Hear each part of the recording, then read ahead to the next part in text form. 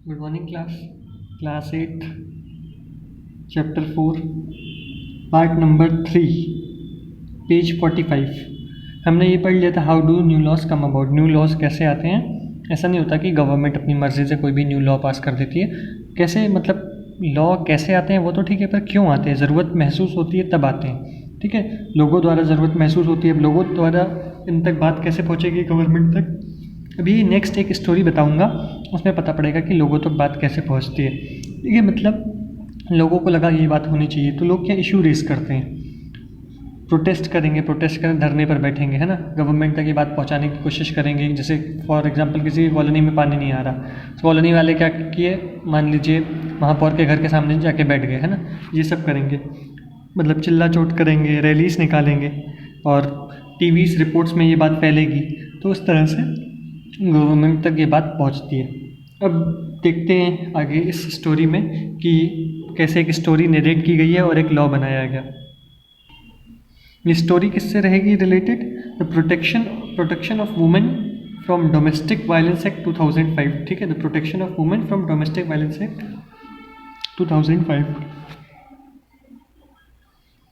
Domestic violence मतलब पता है घरेलू हिंसा। घरेलू हिंसा इट मीन्स जो जिससे आप लोगों ने जनरली सुना होगा, देखा होगा कि क्या होता है, जो हस्बैंड है वो फीमेल मेंबर पर, अपनी वाइफ पर अत्याचार कर रहा है, कैसे मारना, मेंटल टॉर्चर करना, फिजिकली टॉर्चर करना, है ना।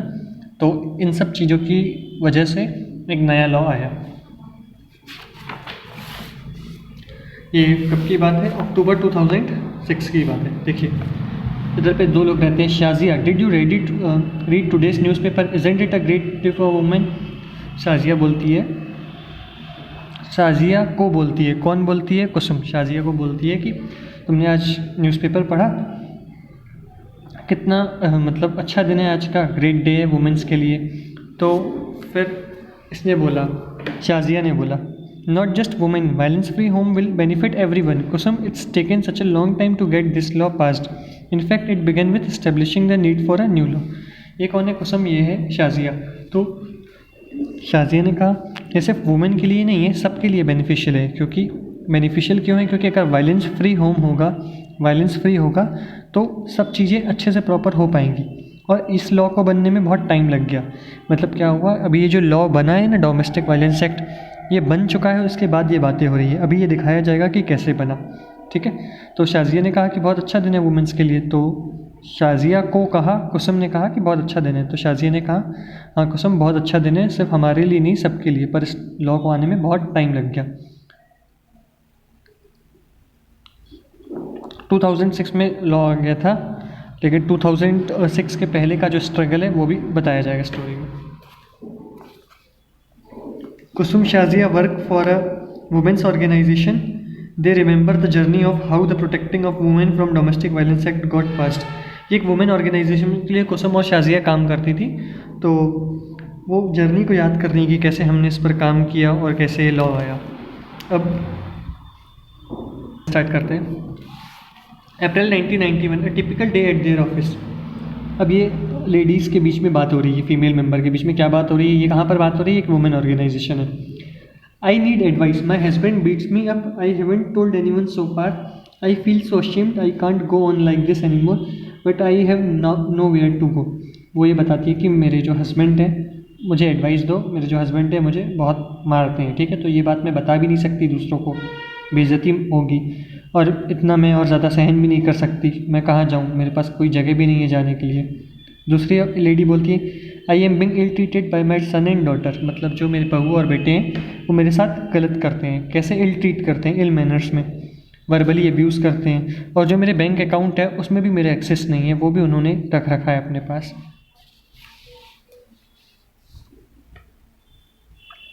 आई do not want to go to the police, I just want to stop the violence. ये लेडी बोलती हैं कि मैं पुलिस में नहीं जाना चाहती, मतलब मैं नहीं चाहती कि बेइज्जती हो पूरे घर की, समाज की, मैं सिर्फ चाहती हूँ कि वायलेंस रुक जाए, है ना, ये बात बाहर तक न जाए। सेकंड बोलती है, I just don't want to be thrown out of the house I am living in. वो बोलती है कि मैं अपने घर से निकलना नहीं चाहती कि मेरे बहू बेटे मुझे घर से निकाल दें। ठीक है, तो मैं उन्हीं के साथ रहना चाहती हूँ, मैं घर छोड़कर कहीं जाना नहीं चाहती। तो फिर एक थर्ड लेडी जो बोलती है उनके सामने, वो बोलती है क्रिमिनल्स के लिए लॉ बने, लेकिन इस टाइप का लॉ क्योंकि ये क्या होता है, घर का पर्सनल मैटर हो जाता है, इससे रिलेटेड लॉ बने नहीं। Unfortunately the existing law is a criminal one and does not offer this options. इस ऑप्शंस के लिए जो है इन ऑप्शंस के लिए लॉ बने नहीं हैं, ठीक है। क्यों? जनरल लॉज थे पर इससे रिलेटेड लॉ नहीं था, तो गवर्नमेंट क्या इंटरफेयर नहीं करती थी, पर्सनल मैटर था। Throughout the 1990s, the need for a new law was raised in different forums. Throughout the 1990s, the need for a new law was raised in different forums. Different forums, it means अलग अलग public places पे, अलग अलग groups में, न्यायालयों में, है ना, कोर्ट वगैरह में ये मुद्दा आने लगा। बहुत सारे लोगों ने गवाही दी, लेडीज़ ने, कि उनके साथ गलत हो रहा है, उन्हें मारा जा रहा है, उनके राइट्स उनको नहीं मिल रहे हैं, ठीक है।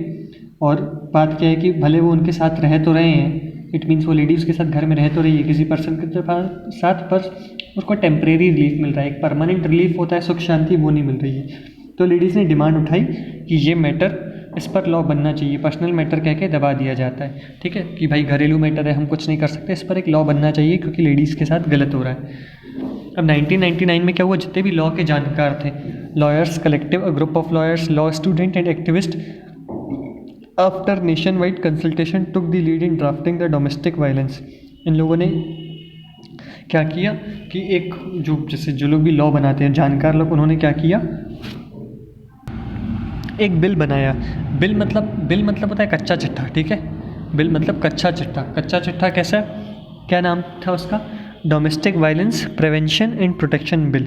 किस लिए बनाया कि ये इसलिए बनाया, उसमें कुछ मुद्दे रखे गए औरतों के राइट्स से related. Definition of domestic violence should include physical, economic, sexual and verbal and emotional abuse. अब जैसे जब ये लॉ बन रहा था तो बताया गया कि डोमेस्टिक वायलेंस में क्या क्या इंक्लूड करना चाहिए।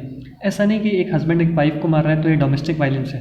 डोमेस्टिक वायलेंस इससे कई ज़्यादा बढ़कर है। हो सकता है वैसे अपनी वाइफ को पीट रहा है, अदर प्लेसेस पे देखिए वो अपनी वाइफ के ऊपर हाथ तो नहीं उठा रहा है, लेकिन उसे एब्यूज़ कर रहा है, गाली दे रहा है, ठीक है, फाइनेंशियल प्रेशर डाल रहा है, पैसे नहीं दे रहा है उसे, ठीक है, या ताने तुन के देना, मेंटली एब्यूज़ करना, मेंटल प्रेशर करना, तो ये सब चीज़ें डोमेस्टिक वायलेंस में इंक्लूड होनी चाहिए।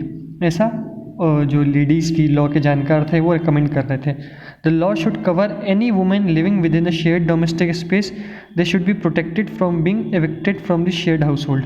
क्या होता है ये लॉ, किसके लिए बनना चाहिए, any women living with in a shared domestic space. सिर्फ वाइफ के लिए नहीं, इवन उस पर्सन की मम्मी के लिए, उसकी बहन के लिए और उसकी वाइफ के लिए, सबके लिए, है ना, जितने भी फीमेल जेंडर है सबके लिए बनना चाहिए।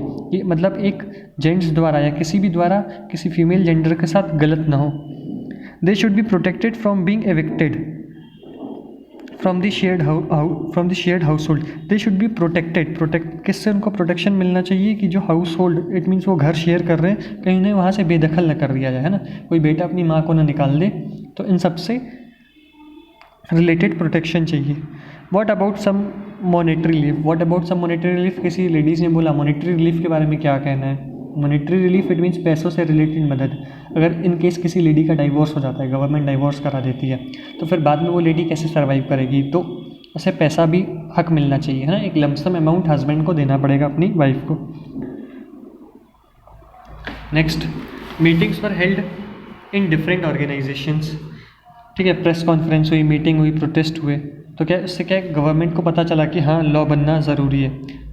Protest through this government is inform that there is need for new law, जिसकी वजह से क्या होता है, मीटिंग्स होती है, प्रेस कॉन्फ्रेंस होती है, लोग धरने पर बैठते हैं, ना, तोड़फोड़ करते हैं, तो उससे गवर्नमेंट को पता चलता है ये क्यों कर रहे हैं, तो गवर्नमेंट को लॉ की नीड महसूस होती है। Meetings were held with different organization. The women's movement want a new law on domestic violence, the government should introduce it in parliament soon. बाद में मीटिंग वगैरह बैठाई गई, वहाँ पे ये सब बोला गया, जैसे लॉयर्स वगैरह थे ना और ये ऑफिसर्स वगैरह, इनके बीच में मीटिंग बिठाई गई, बोला गया कि नया लॉ, एक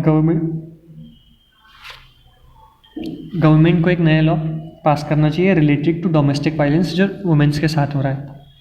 finally the bill was introduced in parliament in 2002। Bill 2002 में पार्लियामेंट में आ गया, देखते हैं क्या हुआ। This bill was none of what we have been suggesting. इस बिल में वो सब कुछ नहीं था कि जो वुमेन्स ने कहा था, है ना, जो चीज़ें कही गई थी वो सब कुछ जितना बोला गया था वो नहीं था। We must oppose the bill in its present form. Second lady ने कहा कि हम ये जो बिल बनाया जैसा हमने कहा था वैसा तो है नहीं, बिल भले ही पास हो गया है, हमें इसको अपोज करना चाहिए, ठीक है, इसके अगेंस्ट जाना चाहिए, दूसरा बिल बनवाना चाहिए। Let's have a press conference, we could also start on online petition. तो तीसरी लेडी ने बोला एक काम करते हैं, फिर से प्रेस कॉन्फ्रेंस बिठाते हैं, ठीक है, और इसकी अपन निवेदन करते हैं गवर्नमेंट से कि अर्जी डालते हैं कि आप फिर से इस लॉ में अमेंडमेंट करो। Several women's organizations, National Commission for Women made submission to the Parliament Standing Committee. In this bill, domestic violence is limited to physical violence only. इस बिल में क्या था, अब देखते पढ़ते हैं। Esteemed members of the Parliamentary Standing Committee, the present bill must be changed. We do not agree with the definition of domestic violence being proposed. अब क्या था, औरतों ने क्या कहा कि जो डोमेस्टिक वायलेंस की आप लोगों ने डेफिनेशन डाली है, तो ये डोमेस्टिक वायलेंस की डेफिनेशन जो लिखी है आप लोगों ने इस लॉ में, ये सफिशिएंट नहीं है। Domestic violence should include all type of violences which are faced by women, जिसकी वजह से वुमेन सफ़र करती हैं, ठीक है। तो अब इसमें एक जो स्टैंडिंग कमेटी कौन है, स्टैंडिंग कमेटी क्या कहती है, मिनिस्टर्स को बोलती है, पार्लियामेंट में बोलती है कि कौन से लॉस बनाने चाहिए। अब कौन से लॉस बनाने चाहिए स्टैंडिंग कमेटी को कैसे पता, जनरल पब्लिक स्टैंडिंग कमेटी तक पहुंचाएगी, ठीक है। Several women's organization, national commission for women made submission to the parliamentary standing committee. Parliamentary standing committee तक बात पहुंचाई किसने, बहुत सारे ऑर्गेनाइजेशंस ने, जो वुमेंस के ऑर्गेनाइजेशंस थे, है ना, वुमेन्स ने कुछ आपस में ग्रुप बनाए थे, उसके थ्रू स्टैंडिंग कमेटी तक बात पहुंचाई। स्टैंडिंग कमेटी ने गवर्नमेंट तक पहुंचाई, क्या बात पहुंचाई कि ये जो डोमेस्टिक वायलेंस की डेफिनेशन डाली गई है, सिर्फ इतना ही नहीं, अगर किसी को मारा जा रहा है वो तो ठीक है, किसी को मेंटली अगर अब्यूज़ किया जा रहा है, ठीक है, उसके ऊपर सेक्सुअल हैरासमेंट हो रहा है, ठीक है, औरत को एक कमोडिटी जैसा समझा जा रहा है, mental pressure, economic financial pressure डाला जा रहा है, तो उससे भी रिलेटेड आप इसमें प्रोविजंस डालिए। The law needs to provide for temporary custody of children, और इन केस अगर डाइवोर्स वगैरह हो जाए उनके बीच में, तो बच्चा किसके साथ रहेगा, वो भी एक प्रोविज़न होना चाहिए। In 2002, the Standing Committee submitted its recommendation to the Rajya Sabha and they were also tabled in the Lok Sabha. Standing Committee ने ये बात कहाँ तक पहुँचाई, राज्य सभा और लोक सभा तक ये बात पहुँचाई, और स्टैंडिंग कमेटी तक किसने पहुँचाई, जनरल पब्लिक ने। The committee's report accepted most of the demands of the women's group. अब जो कमेटी को रिपोर्ट मिली थी ना, और सीधी सी बात है जनरल पब्लिक ने दी थी वो रिपोर्ट, तो जनरल पब्लिक ने हर वो चीज़, सीधी सी बात है वुमेन्स ने दी थी, तो उसमें हर वो चीज़ थी जो वुमेन की डिमांड थी। Finally a new bill was री इंट्रोड्यूस्ड इन पार्लियामेंट इन 2005। अब 2005 में देखिए, पहले बिल कब आया था, 2002 में, हमने इधर ऊपर देखा, पर बाद में फिर से अमेंडमेंट होकर 3 साल लग गए, 2005 में बिल आया। After being passed in both the houses of parliament, it was sent to president for his ascent.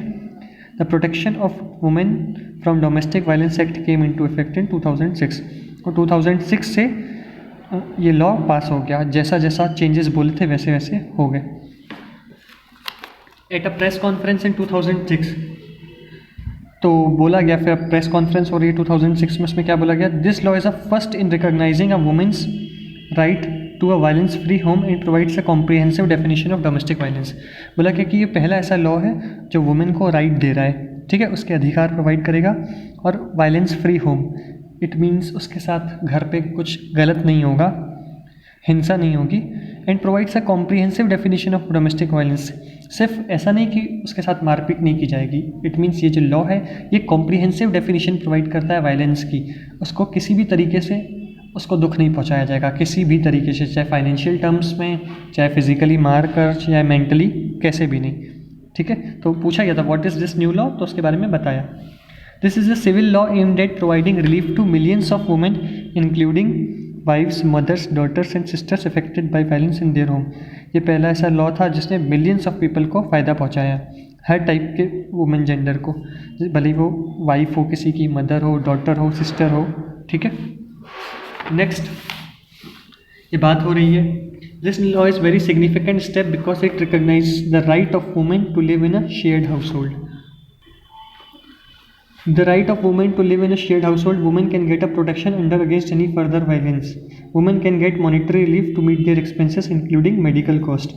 तो ये जो न्यू लॉ पास हो गया, तो ये बहुत सिग्निफिकेंट स्टेप, बहुत ही अच्छा स्टेप था गवर्नमेंट का, क्योंकि बिकॉज इट स्टेप रिकॉग्नाइजेस, ये स्टेप क्या क्या रिकॉग्नाइज कर रहा था, क्या क्या बातें बता रहा था, क्या कंसीडर कर रहा था कि उसको हाउस घर में रहने से कोई रोक नहीं सकता। इट मीन्स ऐसा नहीं कि उसे दूसरे घर में जाके रहना पड़ेगा। Right of women to live in a shared household, उसे घर शेयर करके ही रहना पड़ेगा, इट मीन्स उसे निकाला नहीं जाएगा घर से।